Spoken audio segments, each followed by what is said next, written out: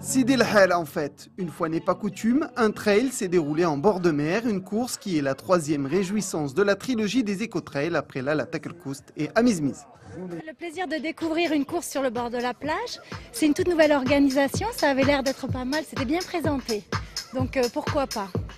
Et ensuite, je me prépare pour le désert, donc c'était l'occasion de tout essayer.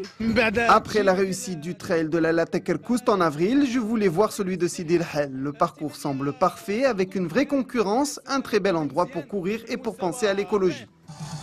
Le départ est donné, place à une randonnée sportive iodée pour les 400 participants marocains et étrangers qui sont venus pour le sport, mais également pour donner un écho à la préservation du littoral.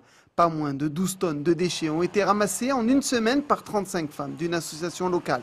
Que ce soit pour la course des 9 km, 19 km ou 29 km, la balade est sportive, difficile, parsemée de dunes. Il faut toute l'énergie, toute la volonté pour parvenir jusqu'au bout.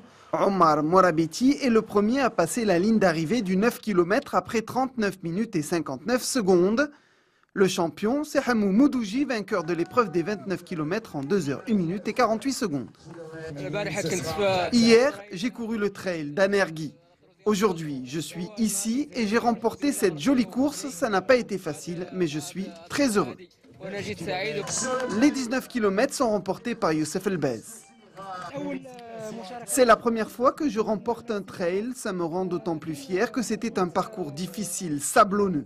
Mais j'ai l'habitude, mes repères sont ici. Je suis habitant de Sidi El Hel. Au-delà de l'aspect sportif, on retiendra l'émotion de ce trail. Jeunes et moins jeunes, associations caritatives ont profité du cadre féerique pour se dépenser ensemble. Tous les champions sont fêtés comme il se doit.